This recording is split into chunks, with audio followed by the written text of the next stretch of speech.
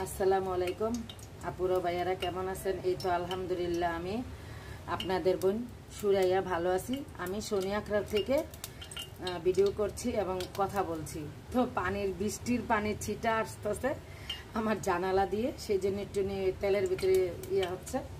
আর এই যে আমি হলুদ মরিচ লবণ এবং দিয়ে বেলে মাছ মেখে রেখেছিলাম 10 মিনিট আগে।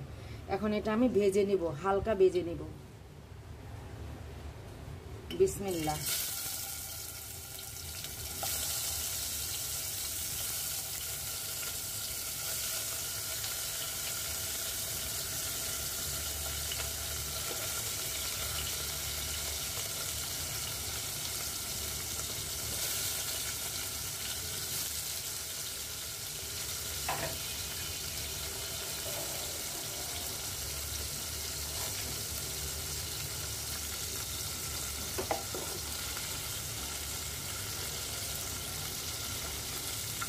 এখন মাছটা উল্টানো যাবে না, যেহেতু বেলে মাছ একটু নরম, সেজন্য মানে আরও ভালো করে ফ্রাই হলে তারপরে মানে মাছটা উল্টিয়ে নিব।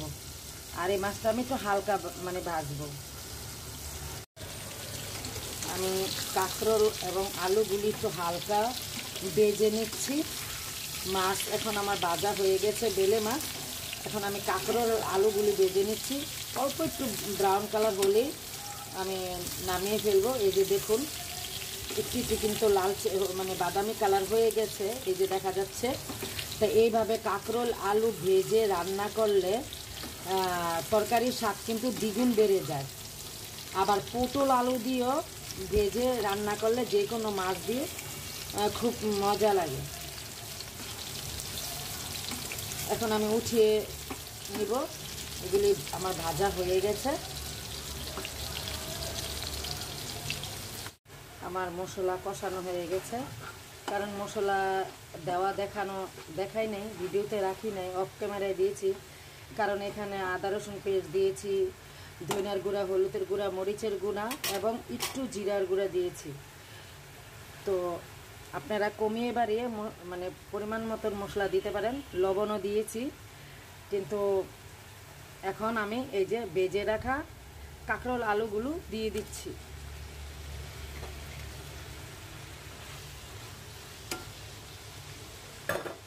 এখন ভালো করে নাড়াচাড়া করে অল্প একটু পানি দিয়ে ঢাকনা দিয়ে ঢেকে 5 মিনিট কষিয়ে নিব।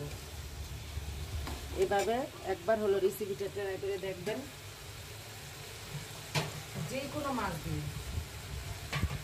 যে কোনো মাছ দিয়ে রান্না করলে মানে আলু কাঁকরোল এইভাবে একটু ভেজে রান্না করলে যে কোনো মাছ দিয়ে ঝোল ঝোল করে মানে ভালো লাগে।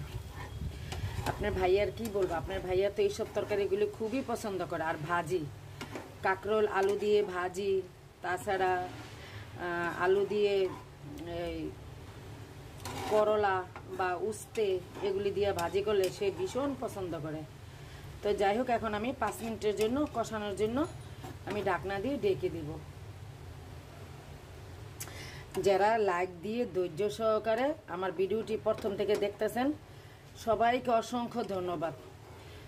আশা করি ছোট্ট একটা রিকোয়েস্ট, শেষ পর্যন্ত ফুল ওয়াচ করে আমার রান্না রেসিপিটির ভিতরে থাকবেন। এটা হচ্ছে আলু কাঁকরোল দিয়ে বেলে মাছ রান্না রেসিপি।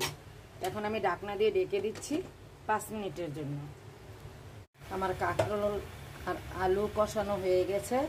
এখন আমার ভেজে রাখা বেলে মাছ দিয়ে দিলাম উপর থেকে। তো আমি সামান্য পরিমাণ পানি দিব। আর এটা কিন্তু দিয়ে বেশি কষাতে হবে না, কারণ আমার সবজিটা মানে ভেজেছি, আবার ভালো করে কষিয়েছি। তো সেই জন্য কোনো মানে বেশি পানি দিতে হবে না, অল্প পানি দিলেই হয়ে যাবে না। এইভাবে আলতোভাবে একটু পাতিলটা 2 সাইডে ধরে জাকিয়ে দিবেন। তা না হলে ওই যে বেলে মাছ তো নরম, পোয়া মাছ, বেলে মাছ এইসব মাছগুলি কিন্তু একটু নরম, সেই জন্য এইভাবে করে দিবেন। এখন আমি ঢাকনা দিয়ে ঢেকে তারপর 5 মিনিট রান্না করব। ফাইনাল লুকটা, রান্নার শেষের মানে লুকটা আপনার সাথে শেয়ার করব। এই তো আমার ভেলে মাছ রান্না আলু কাঁকরোল দিয়ে হয়ে গেল। এখন আমি ধইনা পাতা কুচি উপর থেকে দিয়ে দিচ্ছি। চুলাটা এখনই অফ করে দিব, তারপরে ফাইনাল লুকটা আপনার সাথে শেয়ার করব। এই যে চুলা অফ করে দিলাম। এখন ঢাকনা দিয়ে ঢেকে 1 মিনিট রাখবো, যাতে ধইনা পাতার গ্রানটা মানে তরকারির ভিতরে ঢোকে।